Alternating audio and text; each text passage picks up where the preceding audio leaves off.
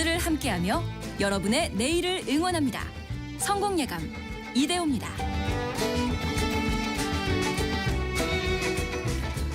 성공예감 이대호입니다. 2부가 시작됐습니다. 8월 18일 월요일 오전 10시 5분 오늘도 함께해 주셔서 감사합니다. 여러분에게 경제상식도 키워드리고 선물도 보내드리는 그 퀴즈. 정답은 사회간접자본 SOC입니다. SOC. 정부가 특히 지방과 수도권의 격차를 좀 좁히기 위해서 그리고 또 경기 활성화를 위해서 SOC 이 예산 집행을 더 서두르겠다. 예비 타당성 조사의 문턱도 더 낮추겠다. 이렇게 이야기를 했죠. 조금 더 완화를 해서 신속히 자본이 집행될 수 있도록 하겠다라고 했는데요. 2213님 정답 SOC 맞습니까? 이렇게 보내주셨는데 예 맞습니다.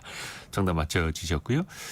0700님 사회간접자본시설 이 수도권 과밀화가 심해지면서 수도권 중심으로 SOC가 건설되는 게 아닌가 하는 걱정이 드네요 라고 이야기해 주셨는데요. 오히려 이제 지역 쪽에 조금 더 집중하겠다 이렇게 정부는 또 설명을 하고 있죠. 5017님 월요일에는 성공예감 이대호입니다. 화이팅 이렇게 보내주셨고요. 고맙습니다. 9845 쓰시는 분께서는 남편과 함께 아들 만나러 가는 길에 남편의 강권으로 문자를 보내요. 뭐라도 가정경제에 도움이 되도록 해보라는데요. 상품을 안 드릴 수가 없겠네요. 뭐 작은 커피 한 잔이라도 꼭 보내드리겠습니다. 그리고 3288님 성공예감과 함께 저도 나날이 발전하고 있답니다. 또 이렇게 저희 라디오 함께 해주시면서 같이 하루에 조금이라도 발전해 나갈 수 있다는 거 사실 그게 또 기분 좋은 일이죠. 고맙습니다. 0567님은 어젯밤도 열대야로 잠설치고 출근했더니 정신이 몽롱하네요. 방송 들으면서 정신 차려야겠어요 라고 보내주셨네요. 조금 시원해지다가 갑자기 또 더워졌죠. 비가 또 다 지나가고 나니까 또 다시 막바지 더위가 또 기승이기도 합니다. 오늘 정신을 바짝 차리려면 증시를 보면 됩니다. 오늘 좀 빠지고 있거든요. 코스닥이 800선에 걸쳐 있네요. 1.3% 10.58포인트 떨어진 804.68이고요. 코스피는 1% 떨어진 즉 33포인트나 내리고 있는데요. 3192, 3193 오가고 있습니다. 하이닉스가 2.9% 떨어지고 있고 삼성전자도 1.5%, KB금융이 4.7%, 신한지주도 2.3% 대형주가 많이 하락하고 있고요. 반대로 지난주였죠. 이재명 대통령이 전기요금 인상 가능성을 언급한 이후에 오늘 한국전력이 3% 이상 급등하고 있고요. HMM 해운주는 7% 급등을 하고 있네요. 그리고 코스닥 내에서는 오늘 코스닥의 낙폭이 상대적으로 큰데 시가총액 1위인 알테오젠이 2% 오르는 걸 제외하면은 2위부터 8위까지 모두가 다 2, 3%대 하락을 하고 있고요. ABL바이오 2% 급등. 조금 제약바이오 중에서 오늘은 오르는 것 있고 떨어지는 것 있고 좀 엇갈리는 흐름들이 나타나고 있네요. 원달러 환율은 1387원, 1387원대를 나타내고 있습니다. 우리 증시가 특히 이제 8월 들어서는 좀 쉬어가고 있는데 사실 같은 시간에 미국, 일본, 대만 등등은 최고가 행진을 펼치고 있습니다. 또 러시아, 우크라이나 이게 종전으로 가는 건지 못 가는 건지 또 미국의 금리는 어떻게 되는 건지 이번 주 후반에는 잭슨홀 미팅이라는 중요한 행사가 있기도 하고요. 역시나 증시의 향방이 또 어떻게 될지 모를 한 주이기도 합니다. 이분께 조언을 좀 구해보죠. 개미스쿨 시간 매트릭스 파트너스의 곽상준 대표와 함께합니다. 안녕하세요. 네, 안녕하세요. 반갑습니다. 좀 우리 증시가 부진하죠. 다른 맞습니다. 증시에 비해서도요. 그렇죠. 지난번에 세제 개혁안이 약간 혼돈스럽게 언급이 된 다음부터 세제 개편안 발표 이후에 약 한 달 동안에 저희는 횡보입니다. 제자리에서 뛰게 하고 있고요. 다른 말씀하신 대로 다른 나라들은 굉장히 높은 상승세를 구가하고 있습니다. 그러게요. 미국도 뭐 지난주 후반에 좀 쉬어가긴 했습니다만 나스닥 S&P 500 거의 사상 최고치 그렇죠. 계속해서 이어가고 있고 일본 니케이도 사상 최고치이고 우리만 약세인 거는 역시나 그 세제 개편안 영향이라고 좀 볼 수밖에 없을까요? 그럼요. 제가 이제 계속 백화점 관련된 얘기를 예로 해서 말씀드렸는데 우리나라 이제 정책 담당자들이 오해하지 말아야 될 게 뭔가 이렇게 수수료를 많이 받으려면 장사가 잘 돼야 돼요. 예. 경쟁력이 있든지. 장사가 잘 돼서 매출이 늘어나야 수수료를 또 받는 거거든요. 백화점 같은 경우 그렇지 않습니까? 그래야지 그곳에 네. 입점하려고 하니까. 그렇죠. 근데 우리 지금 한국 백화점, 한국 주식 백화점의 경쟁력이 어느 정도인지에 대한 인식이 좀 필요합니다. 아하. 지금 원래 우리가 한 70-80% 세일하던 백화점이었거든요. 네. 근데도 사람들이 잘 안 찾았어요. 저기는 이제 이상한 물건들이 많아. 가짜 물건들이. 가지고 사갖고 집에 와 보니까 이게 뭐야? 두 개로 쪼개져가지고 써먹을 수가 없네. 뭐 이러면서 네. 이런 일들이 많이 벌어지니까 예. 사람들이 안 찾았어요. 그런데 이제 뭐라 했냐면 우리 이제 안 그럴게요. 아. 잘해 볼게요. 라고 했어요. 근데 이제 가격이 싼 건 맞거든. 그러니까 야 이거 80% 세일인데 이제 괜찮아? 이제 분량 안 나는 거야? 그래서 이제 들어와서 그럼 한번 사보자. 싼 맛에 한번 써보자. 싼 맛에. 예, 이렇게 네. 들어왔어요. 야 이거 뭐 갖고 있으면 알도 잘 까고 이거 괜찮네. 네. 이러면서 그런 주식들을 샀죠. 뭐 네. 배당 관련 주식이라든가 뭐 저 PBR 주식 뭐 이런 것들 샀는데 갑자기 딱 태도를 보니까 작년 7월에도 그랬는데 작년 7월에 밸류업은 기업 자율로 이랬는데 이번에도 또 뭐 이렇게 세제 개편하고 나오는 거 보니까는 얘네는 원래 여기에 대한 마인드가 없었지. 영업 마인드가 없었지. 또 그렇게 되네. 그럼 굳이 뭐. 근데 전 세계적으로는 지금 각 국가의 백화점들이 어떻게 난리를 피고 있느냐. 중국 백화점, 일본 백화점, 미국 백화점. 이 통화 가치를 하락시키면서 자산 가치의 포커스를 부동산이 아니라 주식 쪽으로 완전히 다 돌렸어요. 이건 중국도 작년 9월부터 그랬고 네. 일본은 지금 뭐 10년째 이러고 있는 거고 뭐 미국은 뭐 2008년 이후로 계속 그러고 있는 거고 네. 예, 그런 상황인데 한국에서 이 백화점 관리를 하시는 분들이 이거 이 정도면은 우리 좋은 거 아니야? 이거는 당연히 이렇게 해야 되는 거 아니겠어? 이 정도의 규율은 잡고 이 정도 수수료는 띄워야지 라고 한 거예요. 우리 수수료가 비싼 게 아닌 것 같은데 이 정도 수수료 띄워야지 라고 하니까 우리 백화점만 놓고 보면 네, 우리 백화점 뭐 수수료 거의 안 띄는데 수수료 이제 본격적으로 받아야지 했는데 요즘 뭐 동대문 상가 같은 데 가보세요. 예. 1층 외에는 위로 다 비어 있어요. 비어 있죠. 에스컬레이터가 운행을 안 해요. 지금 한국이 지금 에스컬레이터가 멈추기 직전이거든요. 그러니까 이제 백화점이 비유하신 게 우리나라의 주식 시장인데 네. 우리나라 주식 시장의 체력도 좋지 않았고 네. 내실도 별로였는데 해외와 거의 비슷한 수준으로 뭔가 세금도 그렇고 네. 이렇게 좀 가버린다면 메리트가 사라진다는 그런 근데 얘기죠. 오해하지 말으셔야 될 게 옛날에는 물 건너가서 물건 사야 되니까 어려웠죠. 안 갔거든요. 예. 근데 요즘에는 안방에서 똑같이 할 수 있어요. 그냥 손바닥 네. 안에서 스마트폰만 열면 네, 게다가 5분 만에 전 재산을 옮겨갈 수 있는. 그럼요. 그리고 게다가 번역도 예. 잘해줘. 예전에 몰랐는데. 그리고 자기가 쓰고 있는 게 옛날에는 한국 제품만 썼는데 이제는 미국 제품, 일본 제품 막 왔다 갔다 하면서 쓰는 거예요. 제품들이. 예. 그러니까 이미 개인들은 국제화되어 있는데 이 백화점을 관리하는 사람들은 옛날 관습 속에서 5년, 10년, 20년 전을 살고 있는 거예요. 네. 이게 항상 원래 관습이라는 게 변화는 현실보다 한참 늦게 오는 건 사실이에요. 왜냐하면 머릿속에 데이터 저장한 게 상당히 오래전 데이터거든요. 우리가 한번 생각해 보세요. 나 얼마 전에 그 친구 만났는데 하면 어떤 경우 2, 3년 전에 만난 경우도 있어요. 이거 좀 오래된 것 같은데 아마 15년, 20년 된 게 있어요. 이 두뇌라는 게 원래 두뇌 작동이 그런 거거든요. 예. 그러니까 우리 이 관료와 이 입법하시는 분들이 오해하지 말으셔야 될 게 지금 완전히 국제화되어서 돈이 다 떠나가게 생겼어요. 근데 그렇죠. 실제로 떠나갔죠. 근데 이거 우리 한국의 어떤 그 시장의 서비스 질과 그다음에 품질을 이렇게 고양시키지 못하면 이게 좀 사실은 뭐 개인들 입장에서는 한국에서 돈을 버나 미국에서 돈을 버나 일본에서 돈을 버나 무슨 상관이 있겠습니까?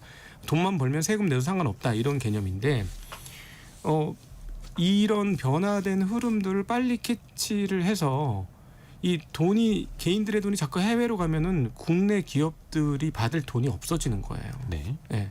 그러면 계속 너무나 자주 말씀드렸습니다만 이게 이제 그냥 상장된 기업은 그나마 나아요. 숨이라도 쉴 수 있고 그나마 저평가라도 평가를 받고 있으니까. 그런데 신규로 무엇인가 사업을 하려고 하는 친구들한테 돈이 갈 수 있느냐? 못 갑니다. 예, 절대 못 가요. 이 신규로 뭐 스타트업하고 뭐 하는 쪽에 돈이 가려면 어떻게 해야 되냐면 여기서 돈 번 사람이 많아야 야, 나 이번에 나 1,000만 원 벌었는데 한 100만 원은 벤처기업에 투자해 볼까? 돈이 돌죠. 네, 이렇게 되는 거거든요. 근데 뭐 여기 판판이 뭐 여기서 돈을 못 버는데 아유 뭐 한국 벤처라고 뭐 다른 게 있겠어? 이렇게 되면 이게 답이 없는 거죠. 여기서 네. 깨지면 여기서 재투자를 안 한다. 네, 그렇습니다. 그래서 이 부분에 대해서는 좀 지금 아마 설왕설래가 있는 것 같고요. 그다음에 이제 그 뭐 기존에 했던 대로 해야 된다고 생각하는 분도 있고 또 어떤 분들은 뭐 입법하시는 분들 중에서는 주식보다는 난 부동산이 좋아. 부동산이 계속 좋았으면 좋겠어. 이렇게 생각하시는 분들이 있을 테니 그러실 텐데 좀 이번에 이제 금융위원장 되셨던 이억원 위원장 네. 후보자께서 네. 생산적인 쪽으로 돈이 돌도록 하겠다라고 얘기했어요. 이야기는 했죠. 예, 이게 굉장히 중요한 얘기인 게 사실은 무엇인가 돈이 들어갔을 때 거기서 부가가치를 창출해가지고 사회적으로 없었던 무엇인가를 만들어내서 사람들이 그거를 향유할 수 있게 만들어주는 거. 네. 이게 생산적인 경제 금융이에요. 뭔가 정책 당국자들의 말까지는 괜찮은데 네. 그 정책을 내놓는 거랑은 좀 일치가 안 돼서 좀 시장이 또 헷갈려하는 거죠. 그럼요. 이 디테일의 악마들이 막 숨어 있는데요. 네.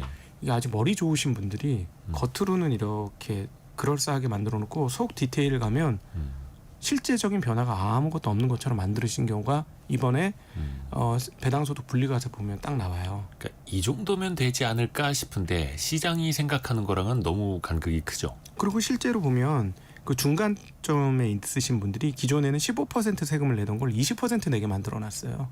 네, 중간에 계신 분들이. 그러니까 이거 조금 설명을 해드리자면은 배당소득 분리과세가 되면 종합과세 당시보다 그러니까 과세 표준이 좀 낮아지고 세율도 낮아지는 것처럼 보입니다만 다른 사업소득이라든지 그리고 또 배당세 공제 네. 같은 걸 받을 수 있는 부분이 좀 사라지기 때문에 역진적으로 오히려 배당소득 분리과세가 되었을 때 불리해지는 분들이 또 나타난다는 거죠. 나타나죠. 그러니까 그런 디테일들을 싹싹 숨겨놓으니까 이제는 역시나 이런 겁니다.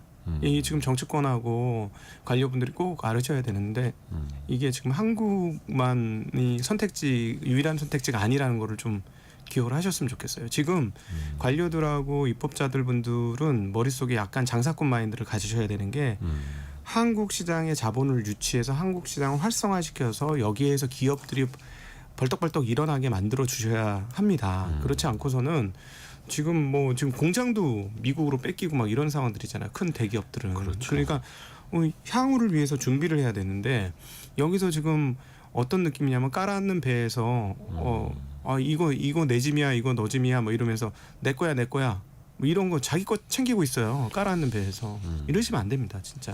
네. 그러니까 계속해서 우리는 금융도 그렇고 제조업 일자리도 그렇고 해외와 경쟁을 하는 거니까. 네. 그래서 왜 우리가 금융 서비스라는 표현이 있듯이 정책도 역시 정책 서비스라고 네. 보고 이거를 국민들이 또 투자자들이 판단을 하면서 대안을 찾을 수도 있다. 그러니까 국장의 매력도가 낮아지면 해외로 넘어가고 있고. 그럼요.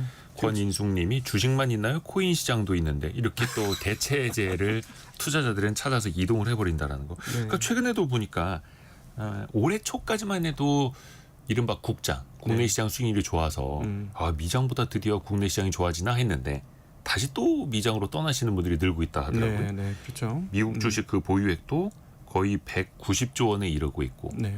이 정도면 SK 하이닉스 시가총액만큼이 그렇죠. 미국으로 건너가 있다라는 거예요. 네, 맞습니다. 그래서 물론 투자자도 투자처를 다양하게 해서 이분들이 뭐 수출 전사처럼 옛날에 물건을 팔았지만 이제 금융에서 수출 전사가 돼가지고 외국 외화벌이를 잘 해주시면 참 좋죠. 네, 그 상황에서 우리 그 내부 기둥이 썩고 있으면 안 된다. 이런 안타까움이 너무 있어요. 한국 기업들은 그럼 어떻게 할 거냐, 어디로 갈 거냐.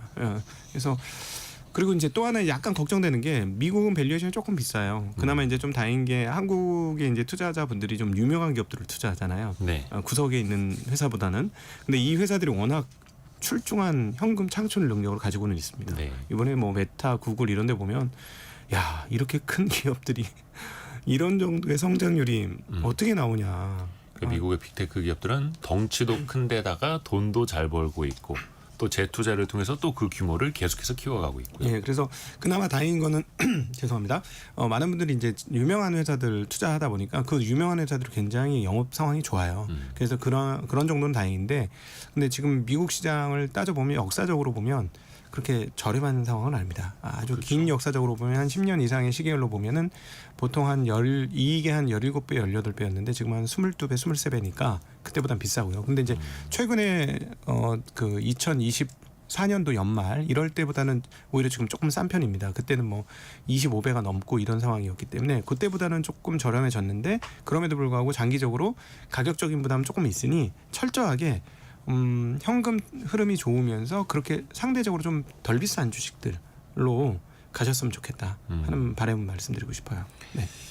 이게 그 아까 빅테크 기업들의 과감한 투자도 이야기를 해주셨습니다만 그쪽은 또 시가총액이 크다 보니까 자본을 조달할 때도 더 유리한 거죠. 네. 우리나라 기업 100조 원짜리 기업이 예를 들어서 AI 투자를 위해서 10조 원이 필요하다. 그럼 거의 10분의 1에 해당하는 증자를 해야 되는데 미국 기업은 1000조 원짜리 기업이 10조 조달하려면 100분의 1만 하면 되는 거니까. 네. 그래서 시가총액 또 덩치를 키울 필요는 있는데 우리 시장은 또 번번이 보이지 않는 천장에 막혀 있고요. 이게 자꾸 이제 해외랑 비교하면 좀 그렇습니다만 어쩔 수 없이 또 돈의 흐름은 또 냉정하니까요. 또 이른바 중학개미라고 하는 네. 중국 시장에 투자하시는 분들도 많거든요. 또 최근에는 홍콩 시장으로 또 네. 많이들 보시더라고요. 올해 홍콩 항생 지수도 한 25% 이상 네. 올랐더라고요. 많이 올랐습니다. 물론 이제 작년도까지만 해도 전 세계에서 제일 부진한 증시가 중국이었고요. 네. 근데 작년도 9월 24일부터 중국에서도 이제 부동산으로는 좀 어려워요. 부동산은 계속해서 가격이 빠지고 있고 제가 이제 직접 가봤습니다. 2차 이선 도시라고 표현하죠. 네, 이선 도시. 예, 그래도 인구는 무지무지하게 많아요. 근데 그런 데가 빈집이 꽤 많더라고요. 네. 그러니까 이제 부동산은 가격을 너무 많이 올려서 방법이 없는 거예요. 예. 어떻게 살릴 방법도 없고 그냥 천천히 그렇게 그 GDP 올라가는 동안에 좀 덜 떨어지고 멈춰 있어라 뭐 이걸 바라는 입장인 거고 중국은. 네. 그러다 보니까 이제 다른 쪽에서 경제를 활성화시킬 방법이 뭘까 했는데 9월 달부터 작년 9월부터 아주 적극적으로 주식시장 부양책을 하고 있습니다. 예. 자, 그러니까 앞서도 말씀드렸습니다만 한국 정부 당국자들이 지금 우리가 뭐 이러면 너무 불로소득을 올리는 거 아니야 이런 개념으로 생각하시는 분들이 좀 있는 것 같은데 한국 주식시장이 좀 좋아지는 개념을 살짝 보시고 나서 중국도 굉장히 가열차게 드라이브 걸고 있고요. 네. 그다음에 일본도 뭐 이미 엄청난 드라이브를 걸어서 지금 10,000포인트도 안 되던 게 지금 40,000포인트를 훌쩍 넘어버렸잖아요. 이렇게 드라이브를 걸어서 이런 상태가 왔어요. 뭐 미국 말할 것도 없고. 그러니까 이 부분에 대해서 놓치지 좀 않으셨으면 좋겠고 중국은 앞으로도 주식시장을 부동산 시장의 대체제로 계속 띄우기 위해서 계속적으로 노력할 겁니다. 네. 여러 차례 대책이 나왔어요. 예. 근데 오히려 작년도 대책 나오고 나서 한번 큰 폭으로 오른 다음에 오랜 시간 행보를 했거든요. 그 행보한 이유인즉슨 뭐냐? 그 실질적으로 경기가 회복이 안 되는 거예요. 소비자 물가지수라든가 생산자 물가지수가 마이너스권역에서 벗어나질 못해요. 물론 이제 미국의 압박도 있습니다만 거긴 부동산 가격이 계속 하염없이 빠지고 있는 거예요. 네. 너무 많이 올라서. 그러다 보니까 돈을 풀고 부양책을 해도 이 경기가 잘 살아나지 못해요. 그래서 오히려 더 열심히 주식시장의 회복을 통해서 이 그 부동산 시장에서 발생하는 구멍들을 메꾸려고 지금 굉장히 노력하고 있는 부분이다. 그래서 한국도 기억해 주셔야 될 게 중국이 부동산이 한국보다 훨씬 더 많이 올랐었거든요. 네. 정말 우리 소득 수준하고 비교해 보면 말도 안 되게 많이 올랐어요. 물론 이제 인구는 정말 많아요. 예. 가볼 때마다 시내 가볼 때마다 저는 뭐 폐쇄공포증 같은 거 걸릴 것 같아요. 사람들이 너무 많아가지고. 그런데 그럼에도 불구하고 집값을 너무 많이 올리니까 이게 해답이 없는 거예요. 네. 끝없이 빠지고 있고 경기가 아무리 부양책을 쓰고 아무리 돈을 풀어도 경기가 회복을 못하는데 한국도 여기서 배워야 됩니다. 이게 여기서 부동산이 더 많이 올라가면 우리도 중국 같은 상황들을 당할 수가 있기 때문에 그 부분에는 주의가 좀 필요하다. 이 현재쯤이면. 그렇죠. 어떻게 보면은 어느 나라 정부나 경기가 부진할 때 자산 가치를 이제 부양시켜서 자산 효과. 우리가 집값 오르고 또 증시, 뭐 주식 평가 가치 오르면 당장 현금화하는 건 아니지만 소비를 또 늘리게 되지 않습니까? 그런 자산 효과도 있는 거고 또 증시가 올라가면은 기업의 투자도 또 늘어날 수도 있는 거고 이게 또 우리 시장에서는 좀 아쉬운 측면이 있고 서학개미들이 사실은 앞에서 말씀해 주셨던 빅테크 투자 중심으로 많이들 하시지 않습니까? 네. 중국 쪽에 투자하는 혹은 이제 홍콩 증시를 통해서 투자하시는 분들 보면 역시나 중국의 기술주를 또 좋아하시더라고요. 네. 알리바바, 뭐 샤오미, 비아디 네. 같은 것들도 있고 이거는 어쩔 수 없는 어떤 세상의 흐름일까요? 아니면 우리 투자자들의 특성일까요? 어떻게 보세요? 한국에서 제일 대표 기업들이 삼성전자, 하이닉스 아닙니까? 네. 그러니까 한국에서 이미 IT로 훈련이 많이 되신 분들이고 IT에 대한 이해도가 굉장히 높아요. 한국의 저변 특히 자체가. 우리나라 투자자분들이 IT에 대한 이해도가 높죠. 네. 세계적으로 유명하죠. 예, 그리고 또 IT가 성공했을 때 얼마나 크게 성장하는 것도 직접 많이 보아오셨어요.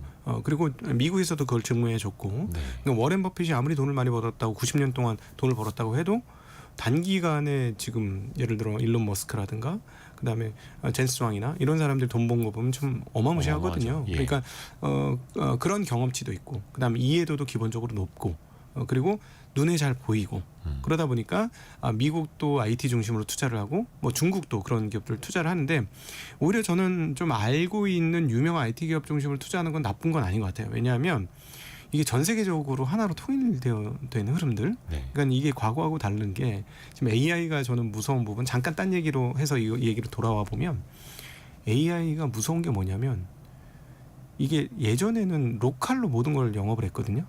장사는 모두 지역 단위로 했습니다. 네. 근데 이제 AI 시대가 온라인 시대가 돼서 AI까지 와버리니까 장사를 국제 글로벌 단위로 합니다. 그러니까 1인당 예를 들어 20-30달러 받고도 물론 쉽진 않지만 어떤 식으로든 장사가 돼요. 네. 근데 만약에 이거를 로컬 단위로 땡겨와서 계산을 해보면 저 정도의 퍼포먼스를 내는 AI를 현재 시점에서 만들려면 1인당 20-30달러 받아가지고 될 턱이 있을까요? 아하. 안 돼요. 예. 근데 이게 왜 20-30달러 받고 꾸려가느냐? 전 세계가 고객인 거죠. 네. 이게 진짜 무서워진 세상이에요. 그렇죠. 전 세계가 고객이니까. 그러니까 지금 우리가 접해서 유명한 기업에 투자하는 게 꼭 틀린 게 아닌 게 우리가 아는 회사들은 로컬로 장사하는 애들이 아니고 국제적으로 장사하는 애들인 거예요. 우리의 인지에 포착이 됐다면 시간이 지나서 얘네들이 영업을 조금 더 잘한다고 할 때 우리나라뿐만 아니라 전 세계적으로 자리 잡을 수가 있게 되죠.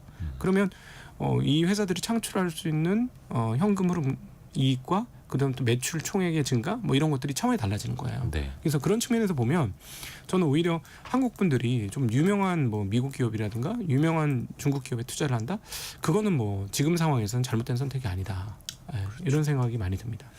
뭐 기업의 판매도 그렇고요. 아니면 이제 생산성을 높이는 것도 그렇고 이제 모두 다 글로벌 경쟁 시대고 투자자들도 그것을 이제 저울질하면서 네. 어느 쪽으로 갈지 거의 뭐 3분 만에 모든 행동을 또 이제 다 할 수도 있는 그런 시대다 보니까요. 그래서 이제 기술주에도 많이 이제 돈이 미국으로든 중국으로든 이제 몰리는 거고요. 특히 이제 중국도 결국에는 그런 첨단 기업들이 시장을 또 이끌어가고 세상의 발전을 또 이끌어가기 때문에 우리도 그걸 또 많이 보고 있지 않습니까? 네. 중국 기업들도 빅테크 기업들도 어마어마하더라고요. 얼마 전에 있었던 그 로봇 박람회도 무시무시했고 AI도 그렇고요. 네. 특히 저 온라인 쇼핑 시장도 중국이 또 꽉 잡고 있으니까 네. 이런 쪽을 또 거부할 수 없는 흐름인 거고요. 그 기술주만 있는 것도 아니고 중국 내에서도 소비가 또 양극화가 되고 있고 되는 곳은 또 엄청 잘 되고 네. 하다 보니까 지금 투자금이 몰리는 쪽도 엄청나더라고요. 네. 예를 들어서 보석 그 가공업체라고 하는데 라오프 골드, 네. 또 완구기업 팜마트, 네. 굉장히 긴 시간 동안 또 주가는 엄청난 랠리를 펼치고 있고 우리나라 투자자분들한테도 굉장히 익숙한 기업이 됐더라고요. 네, 맞습니다. 이게 그러니까 현장에서 직접 자기가 관찰한 거를 중심으로 접근하는 거. 이 팜마트 같은 경우는 뭐 저희 같은 아저씨들은 잘 모르지만 라부부라고 캐릭터. 귀여운 토끼 캐릭터들이 있어요. 요즘 뭐 돈 있어도 못 산다 하더라고요. 네, 이런 것들이 히트를 치면서 주가가 더 고양이 된 거고, 그리고 접근하시는 분들이 이런 것들을 근거로 가는 건데 이건 학습 효과가 좀 있는 것 같아요. 한국 같은 경우도 그런 대표적인 상품이 하나 있었죠.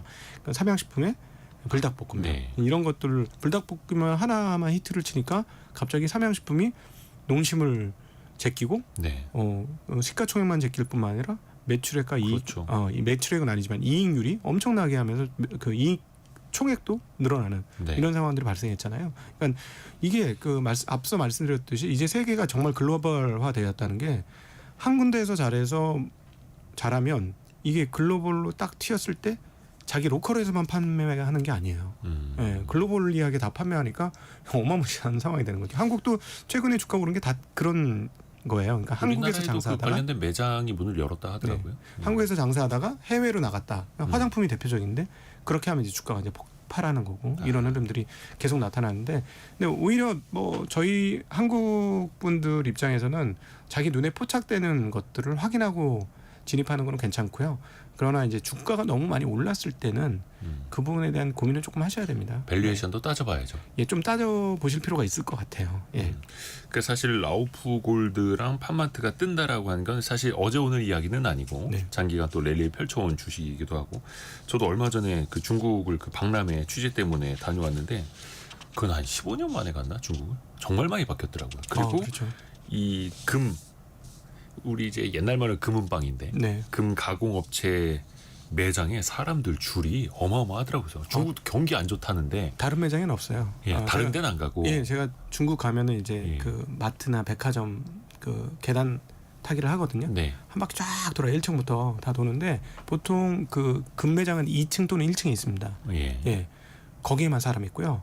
위쪽으로 가서 이제 그 신사복, 숙녀복 이런 매장 있지 않습니까? 거긴 텅텅 비어 있더라고요.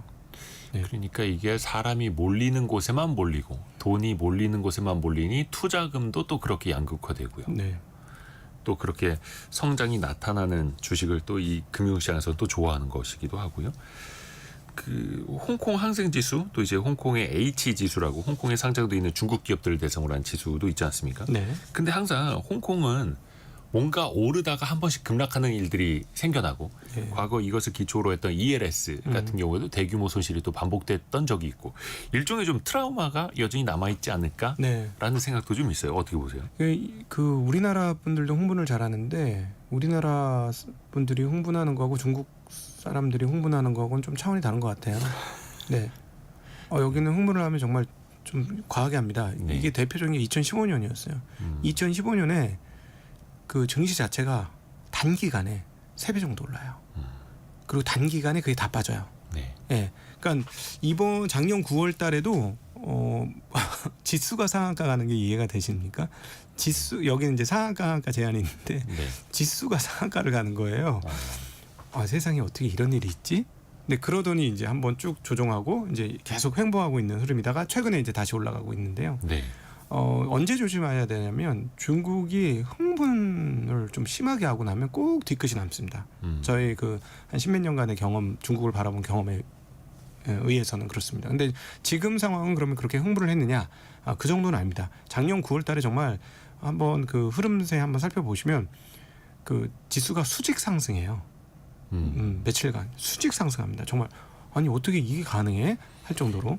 중국의 어떤 뭐 대규모 부양책이 나왔을 때, 경기 네네. 부양책 나왔을 때. 네, 그래서 그런 일이 벌어지고 나면 항상 조심하셔야 되는데요. 지금처럼 이렇게 조금 오르락내락하면서 가는 거는 괜찮습니다. 근데 반드시 중국은 흥분한 이후에 뒤끝 장렬이에요. 그래서 여기서 말하는 흥분은 너무 지나치게 급하게 세게 오르는 장세가 그동안에 지난 20년간의 흐름을 보면 꼭 중간중간에 발생했습니다. 그러고 나면 후폭풍이 너무 심했고 근데 네. 지금 상황은 그 정도는 아니니까 만에 하나 향후에 갑자기 오른다. 그럴 때 중국 같은 경우는 그 오르는 초기면 괜찮지만 오르는 게 상당 부분 돼서 우와 엄청나게 올랐으니까 앞으로 한 번 더 오르면 얼마야? 이런 생각이 들 때는 접근에 굉장히 주의하셔야 돼요. 네. 좋습니다. 항상 어떤 뭐 탐욕 구간에서의 추격 매수 이런 것도 주의하자라는 말씀해 주셨고 요즘에 일본 증시도 사상 최고치입니다. 네. 조금 작년에는 그래도 좀 쉬었다가 올해 상반기까지도 좀 쉬었다가 최근 들어서 사상 최고치 다시 가고 있더라고요. 네. 일본의 원동력은 뭡니까? 일본 증시 원동력은? 일단 미국하고의 그 관세 협상에 대한 우려감들이 굉장히 많았었는데 그 부분들이 이제 완전히 정리가 됐지 않습니까? 네, 그러면서 이제 안심하고 있는 투자자들이 계속 진입을 하고 있는 거예요. 특별히 서구 투자자들이 일본 증시를 굉장히 좋게 봅니다. 버핏을 비롯해서. 네네, 이 통화 가치 계속 떨어지면서 일본 증시가 계속해서 올라갈 것이다. 이런 전망을 굉장히 많이 하고 있고요. 그래서 그 일본 국내 자금뿐만 아니라 해외 자금들이 같이 일본에 유입이 되면서 주가 상승이 굉장히 크게 나타납니다. 그리고 사실 일본이 그렇게 주가가 많이 올랐을 때 거래량이 폭증한 거는 코로나 한참 이후예요. 네. 예, 버핏도 코로나 한참 이후에 진입을 했지 않습니까? 근데 네. 그 사이에 이미 주가는 한 3배 정도 올랐었거든요. 그 전에. 그러니까 저는 일본을 볼 때마다 한국의 좀 바로미터로 삼아야 된다. 투자자들은. 그래서 일본 공부를 좀 해보실 필요가 있다는 말씀 요즘 계속 드리는데 네. 일본이 이제 밸류업으로 여기까지 올라갔고 앞서 말씀드렸던 대로 거래소 중심으로 밸류업을 추진을 했습니다. 네. 그러면서 뭐 ROE를 높여라, PBR을 1배로 높여라 이거를 약간 거의 거래소에서 강제하는 듯한 그런 모습을 보여줬는데 이 과정에서 이 밸류업 관련 주식들이 코로나 이전에 정말 어마무시하게 주가가 오릅니다. 네. 예. 그래서 만약에 한국도 만약 이런 그 일본 같은 그 지속적인 조치를 하게 되면 일단 첫 번째는 일본이 올라갔던 것과 같은 궤적의 그런 주식들, 그러니까 밸류업 관련 주식들이 올라갈 가능성이 높고요. 네. 그게 한참 올라오고 나면 그 다음에 이제 전반적으로 시장 상승으로 넘어갈 가능성이 있습니다. 그래서 초기에는 만약에 한국이 일본 같은 것들을 채택을 한다면 일본 밸류업에서 올라갔던 주식들과 비슷한 양상을 보일 수 있으니 그걸 기억하셔라 하는 말씀드리고 싶고, 그러니까 그 지속 가능성에 대해서 사실 네. 우리나라 밸류업 주식들이 최근에 좀 쉬어가고 있습니다만 지금 쉬고 있는 거죠. 정책이 좀 후퇴되지 않을까 하는 예. 우려에 그리고 그 일본에 대한 학습 효과가 제가 이제 한국 분들한테 지금 학습 효과를 가지시라 이 말씀을 드리는데 네. 외국 투자자들한테 있어요. 음. 일본 투자를 해서 제대로 수익을 못 낸 거에 대한 한스러움이 지금 외국 투자자한테 있기 때문에 계속해서 지금 한국 주식 시장에 외국 투자자들이 어떻게 할까 고민하고 있습니다. 예, 일종의 태핑하고 있어요. 저희가 현장에서 들리는 얘기들을 계속 들어보면 중견 이상의 운용하는 업체에 외국인 투자자들이 직접 와서 계속 태핑하고 있어요. 네. 그러니까 기업 탐방을 국내 펀드 매니저 애널리스트가 아니라 외국계에서도 가고 있고 미팅을 네. 좀 해보고 있다. 네. 그냥 한국의 펀드 매니저들을 만나고 있는 거예요. 왜냐하면 자기네가 직접 할 자신은 없으니까 돈을 맡기려고 하는 거예요. 그러니까 위탁해서. 네네. 그래서 어떤 걸 보냐면 너희 회사의 거버넌스는 어떻게 돼? 지배 구조는 어떻게 돼? 뭐 이런 것들 막 확인하고 있어요. 우리가 돈을 투자했을 때 네. 안전하게 그리고 책임지고 저 경영진이 주주를 위해서 일해줄 수 있어? 네. 이런 식으로요. 네, 외국인들은 그거 굉장히 중요하기 때문에 돈을 맡길 때도 그냥 투자를 하는 게 아니고 투자할 곳에 돈을 맡길 때도 그런 것들을 다 체크하고 확인을 하고 있습니다. 그래서 지금 저희 업계 쪽에서는 그 얘기가 계속해서 들리고 있어요. 네. 그렇죠. 그래서 자산운용사들이 또 투자자문사들이 외국인 투자자들에게 자신 있게 네. 대한민국이 달라지고 있다. 대한민국의 주식시장이 달라지고 있다라고 말할 수 있어야 하는데 네, 그렇죠. 이야기를 저희가 개미스쿨 시간 매트릭스 파트너스 곽상준 대표와 함께하고 있고요. 잠시 현재까지 들어와 있는 뉴스도 전달해드리고 곽상준 대표와 이야기 이어가겠습니다. 네. 라디오 정보센터 다녀오죠. 정부가 한미연합 군사연습과 연계해 오늘부터 21일까지 나흘간 국가 비상 대비 태세 확립과 비상시 국민 생활 안정을 보장하기 위한 일제연습을 실시합니다. 20일에는 민방위 훈련도 함께 시행합니다. 올해 상반기 국내 500대 기업의 영업이익 합계는 지난해보다 늘었지만 상반기에만 16조 원이 넘는 영업이익을 올린 SK 하이닉스를 제외하면 오히려 1.7%가량 줄어든 거로 나타났다고 CEO 스코어가 분석했습니다. 집을 소유하지 않고 전세나 월세를 사는 국내 무주택 가구의 절반 이상이 수도권에 사는 것으로 나타났습니다. 통계청에 따르면 2023년 기준 전국 무주택 가구는 961만여 가구고 이 중 506만여 가구가 서울, 경기, 인천 등 수도권이었습니다. 트럼프 대통령이 현지 시각 18일 백악관에서 우크라이나와 유럽 주요국 정상들을 만나 우크라이나 전쟁을 끝내기 위한 러시아와의 협상안을 논의합니다. 지금까지 라디오 정보센터 뉴스 정한나였습니다. 개미스쿨 코너 이야기 이어가겠습니다. 우리 증시 낙폭이 좀 더 커졌네요. 코스닥이 1.5% 빠지면서 802.9까지 밀렸고요. 코스피는 1.16% 떨어진 3,188포인트 해서 지난주 금요일보다 38포인트 이상 밀리고 있습니다. 우리 증시만 좀 많이 쉬어가고 있고요. 개미스쿨 시간은 매트릭스 파트너스의 곽상준 대표와 이야기 계속해서 이어갑니다. 곽 대표님, 네, 이번 주에 글로벌 투자자들이 다 주목할 수밖에 없는 네. 행사가 있죠. 그렇죠. 잭슨 홀 미팅이라는 네. 이게 사실은 경제정책 포럼이에요. 네, 맞습니다. 전 세계 중앙은행이나 은행가들 또 경제학자들이 모이는 자리인데 결국에는 제롬 파월 미 연준 의장이 어떤 이야기를 할 것인가 이게 사실 하이라이트죠. 그럼요. 항상 이때 어떤 얘기냐 저기 20 22년도인가요? 그때는 계속 나의 길을 가겠다 이렇게 얘기해가지고 시장 폭락했었고요. 작년도 같은 경우에는 상황을 보고 금리를 인하하겠다 이렇게 얘기하면서 9월달에 50bp 비컷을 했습니다. 그러면서 시장이 환호를 했던 것이고요. 여기서 하는 연준 의장의 말 한마디가 네. 시장을 들었다 놨다 하죠. 그렇죠. 그래서 이번에는 금리 인하 쪽에 얘기가 나오지 않겠느냐는 기대를 많이 하고 있는데 예. 지금 파월 의장의 마음속이 어떨까 정말 너무 궁금한데 예. 이분이 이제 변호사 출신이라 제 판단에는 쉽게 자리를 뜰 것 같지는 않습니다. 자기 임기를 다 채우지 않겠는가 생각을 하고 있는데 내년 5월 말까지. 네.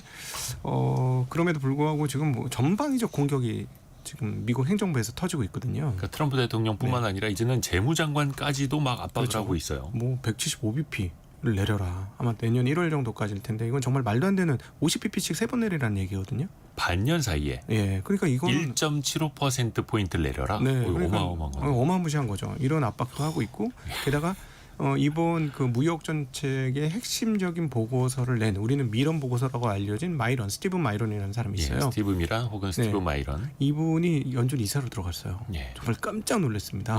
그래서 그러니까 트럼프가 엄청나게 이제 중용하고 있는 인사를 네. 제롬 파월 의장 옆에 앉힌 거죠. 그렇죠. 그래서 이분의 그 발언 내용을 보면 벌써 이미 심상치 않아요. 뭐라고 하냐면 연준은 독립기관이지만 대통령은 의견을 제시할 권리가 있다.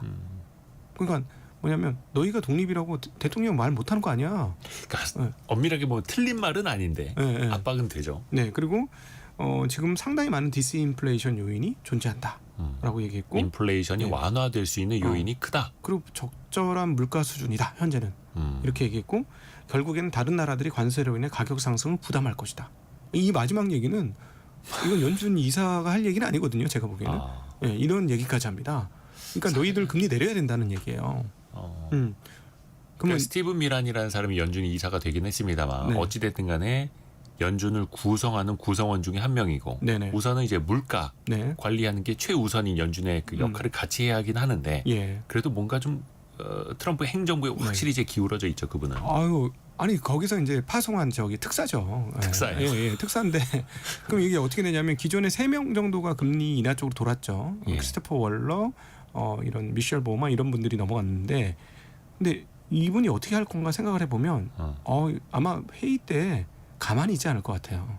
세게 얘기하겠죠. 예, 세게 얘기할 뿐만 아니라 다른 사람 설득하기 위해서 엄청나게 노력할 거예요. 당신네들 데이터 잘못됐어. 우리가 받은 데이터는 그렇지 않아. 인플레이션 하나도 없어. 이거 잘못 알고 있는 거야. 이 정책은 이렇게 갈 거니까 빨리 지금 결정 안 하면 당신네들 나중에 역적돼. 뭐 이런 식의 얘기를 하지 않겠어요? 안 봐도 비디오야 이거는. FOMC 내에서 한 표를 행사하는 것뿐만 아니라 네네. 다른 위원들을 설득할 것이다. 그렇죠. 분명히 그렇게 할 겁니다. 그러면 마음 약하신 분들은 중간 즈음에 있으셨던 분들은 흔들리겠죠. 그래. 중립 위치에서. 이번에 일단 한번 금리 내리자. 뭐 이렇게 얘기는 할 거고. 근데 그동안 계속 모든 연준 인사들의 발언을 보면 한 번 금리를 내릴 때 0.25% 이상은 얘기하는 사람은 아무도 없어요. 예. 그러니까 큰 위기 상황이 아니면 네네. 계단식으로 한 계단씩 내려가자라고 그렇죠. 하는 거죠. 그리고 지난주에 있었던 생산자 물가 딱 보니까 이게 이제 드디어 이제 생산자 물가는 소비자 물가보다 먼저 반영되는 겁니다. 네. 그런데 생산자 물가가 빵하고 0.9%나 전월 대비 올랐단 말이에요. 시장의 예상치보다 생산자 물가 지수가 훨씬 더 크게 올랐죠. 네, 많이 올랐습니다. 0.9%인데 전월 대비. 그러면 이건 뭐냐면 1, 2개월 있다 소비자 물가에 전가된다는 얘기예요. 네.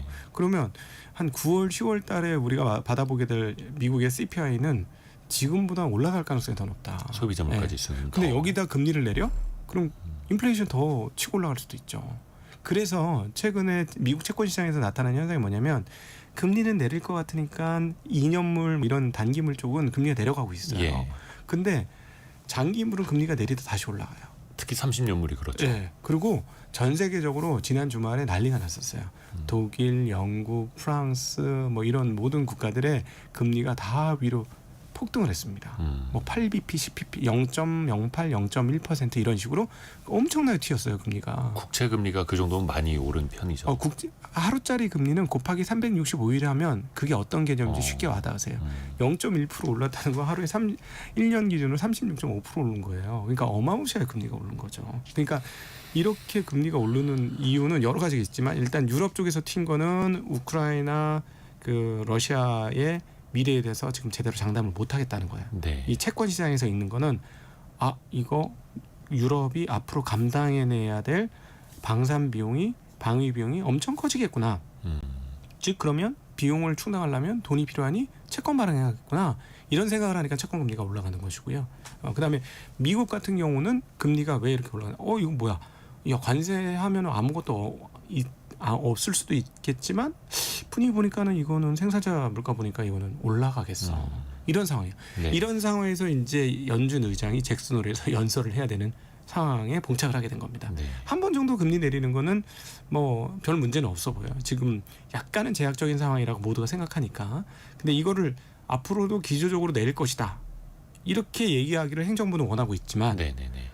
엄격한 걸 좋아하는 파월 의장 성격상 금리는 내리지만 그 다음 금리는 또 데이터 보고. 데이터 보고 하겠다. 아마 이렇게 얘기할 확률이 높죠. 지금 당장 그 페드 와치라고 하는 미국에서 이제 뭐 설문도 있고 아니면 옵션 가격에 따라서 그 예측하는 사이트 보면은 거의 9월 금리 인하는 거의 100% 반영이 되는 것 같고 10월에도 금리를 내릴 것이다. 거의 한 50%는 반영이 되는 것 같더라고요. 네. 그러면 결국에는 제롬 파월 의장이 9월 금리뿐만 아니라 네. 이후의 경로를 어떻게 말하느냐에 따라서 그렇죠. 시장이 그러면은 기대를 할 수도 혹은 충격을 받을 수도 있겠네요. 그럼요. 그러니까 예를 들어서 뭐 지금은 인플레이션 되게 안정적인 것 같고 관세 영향이 생각보다는 그렇게 크지 않고 일회성일 것 같으니 네. 데이터 나오는 대로 적용하겠습니다. 뭐 이런 식으로 얘기하면 금리를 내리겠다는 얘기거든요. 그럼 환호하겠죠 시장이. 환호하고 그다음에 여러분 주의하셔야 될 게 뭐냐면 스캇 베센트 미국 재무장관이 지난주에 175bp 얘기를 하는 바람에 네. 시장에서 0.25%까지 반영하고 있다가 조금 더 반영했어요. 기대감을 더 크게 갖고 있다. 지금 이번 고점은 0.25% 플러스 알파가 적용된 자리예요. 미국 주식시장이. 그러니까 최소한 미국이 기준금리 0.25% 안 내리면 시장 엄청 충격을 받을 거고 그 이상을 네. 내릴 것으로 기대를 하고 있다. 지금 그 이상이 반영됐고요. 네. 0.25%는 할 것 같습니다. 근데 만약에 연준 의장이 뭐 한 번 정도는 금리 내릴 뭐 지금은 약간 제약적이니까 제약적인 상황들을 조금 완화하는 건 문제 없어. 그러나 다음 부분은 데이터를 보고 해야 되겠어. 데이터가 아직 안정적이지 않아. 이렇게 얘기하면 실망하겠네요. 실망하죠. 네. 네, 그러면 시장이 흔들릴 수도 있어요. 기대를 엄청 갖고 있었는데. 네네. 왜냐하면 제가 계속 말씀드리지만 한 번의 금리나 0.25% 플러스 알파 지금 적용되어 있거든요. 시장은. 뭔가 선물을 2달 연속 받을 걸로 기대를 하고 있는데 네. 일단 이번 달 선물은 주겠지만 다음 네. 달 선물은 가봐야 알아요라고 하면 네. 실망을 하는 거죠. 네, 그렇죠. 그게 또 금융시장에서는 그게 또 주가로 반영이 되어 있는 거고 어렵습니다.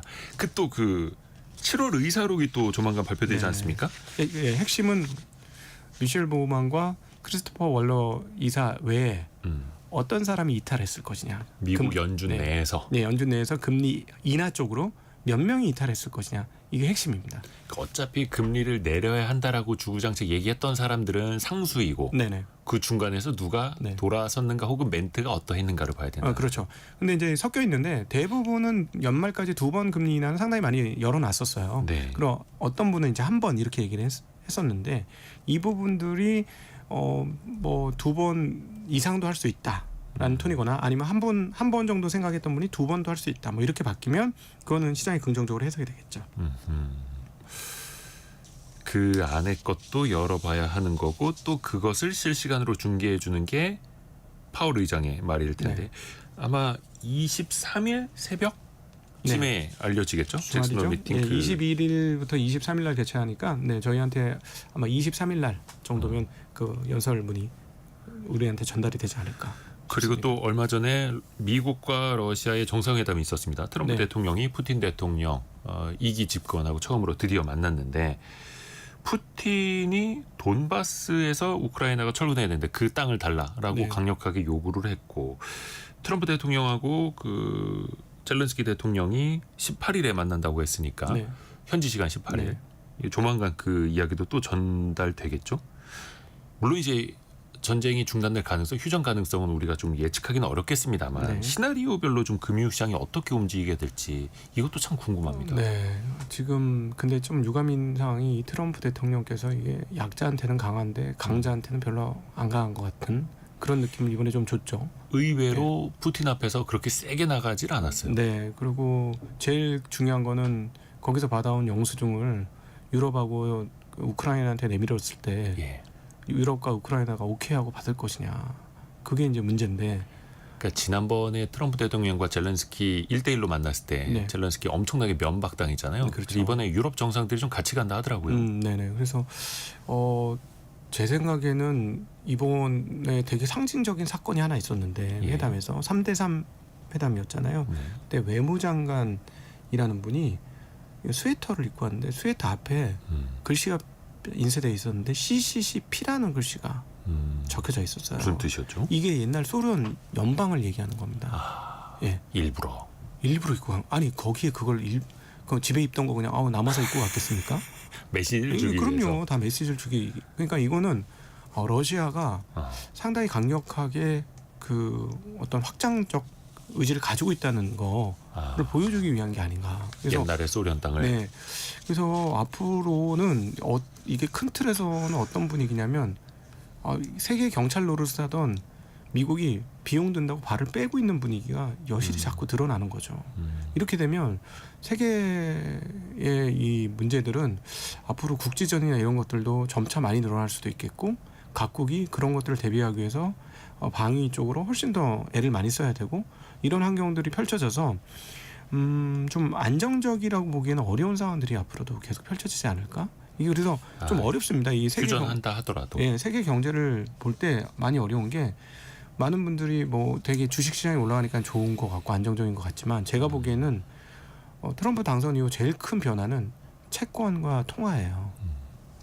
이게 안정적이지 않아요. 이게 근데 땅바닥이거든요. 땅바닥이 흔들리는 거나 비슷하다는 느낌 많이 듭니다. 요즘. 그래서 금융시장이 또 어떤 길을 찾아가는지 이것도 계속해서 좀 지켜봐야겠고요. 벌써 시간이 다 돼서 매트릭스 파트너스 곽상준 대표와 함께한 개미수구 시간 여기서 마무리하죠. 고맙습니다. 네, 감사합니다. 성공예감 이대호입니다. 1부, 2부 모두 다 마무리할 시간이네요. 내일 아침 9시 5분에도 알찬 정보 많이 들고 오겠습니다. 성공예감은 오늘도 여러분을 응원합니다.